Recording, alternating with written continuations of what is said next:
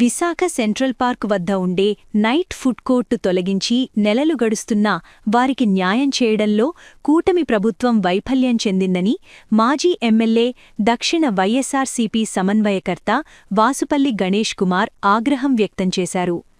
తమకు తగిన న్యాయం చెయ్యాలని డిమాండ్ చేస్తూ జరిగిన రిలే నిరాహార దీక్షకు వాసుపల్లి గణేష్ కుమార్ మద్దతు ప్రకటించారు. ఈ సందర్భంగా వాసుపల్లి గణేష్ కుమార్ మాట్లాడుతూ హాకర్ కార్డ్ ఉన్నవారికి సుప్రీంకోర్టు తీర్పు ప్రకారం హాకర్ జోన్స్ ఏర్పాటు చేయాలని డిమాండ్ చేశారు. తక్షణమే నైట్ ఫుడ్ కోర్టు చిరు వ్యాపారులకు ఇచ్చిన హామీలు అమలు చేయాలన్నారు. లేని పక్షంలో వైసీపీ అండగా నిలిచి పోరాటం ఉధృతం చేస్తామని హెచ్చరించారు. చట్టం చెప్తా ఉంది, సుప్రీంకోర్టు చెప్తా ఉంది, హైకోర్టు యాక్ట్ ఉంది, ఇవన్నీ కూడా పెడతా ఉన్నారన్నమాట. ఏదైనా సరే మంచి నాయకత్వం ఉండాలి. నేను ఉండేటప్పుడు ఒక్క షాప్ టచ్ చేసేవాడు కాదు ఎవరైనా సరే. నేను ఎమ్మెల్యేగా ఉండేటప్పుడు ఇదే రైల్వే దగ్గర 300 మంది ఆర్టీఎఫ్ పోలీసులు వస్తే వెహికల్స్ 20 వెహికల్స్ వస్తే ఒక్కరిని వెళ్ళి జవాబు చెప్పి ఆ డిఆర్ఎం రప్పించి ఆపించాను. నేను ఒక్క షాప్ని తొలగించారా ఆ రోజు? చెప్పి ఒక్క షాప్ తొలగించారా? ఈ రోజు చూడండి అన్ని పీకేశారు. అల్లిపురం దగ్గర అన్ని షాపులు ఓపెన్ చేస్తే ఆపించాను.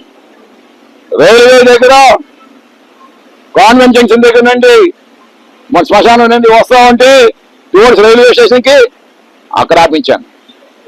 జ్ఞానపురం ఆపోజిట్ గా ఆపించాను. కేజీ దగ్గర ఆపించాను. జగదాంబ దగ్గర ఆపించడం జరిగింది. నువ్వేం వాళ్ళకి ఉద్యోగాలు ఇచ్చావా? నువ్వేం వాళ్ళకేమో బాగు చేస్తున్నావా? అందరికీ ఇచ్చినట్లుగా నువ్వేమో అమ్మఒడి ఇస్తున్నావు, అది ఇస్తున్నావు అంతే కదా. అందుకని ఇక్కడేం చేయట్లేదు కదా. అలాగే ఉద్యోగ కల్పన లేదు కదా. పిల్లలు అలా చదువుకోవాలి. ఈరోజు నువ్వు ఉద్యోగాలు చేయట్లేదు, ఎక్కడికో వెళ్ళిపోతున్నారు దేశాలు వదిలేసి.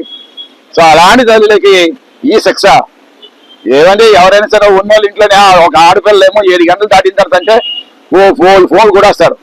మరి అలాంటిది ఆ అమ్మ ఇంకా రాలేదు, మా అమ్మ రాలేదని కొడుకు బాధపడదండి.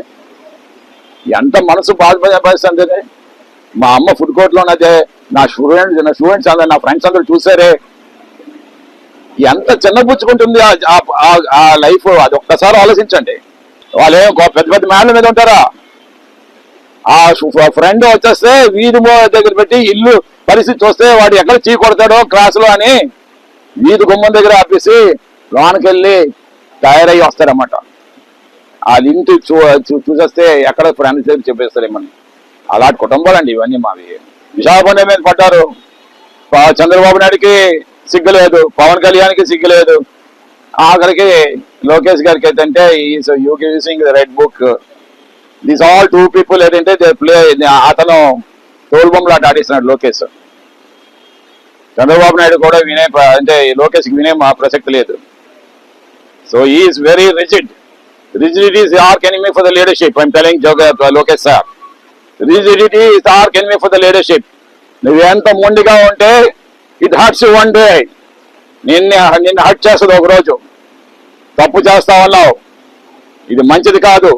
కడుపు మీద ఎప్పుడు కూడా ప్రయత్నాలు చేయక కొట్టకు.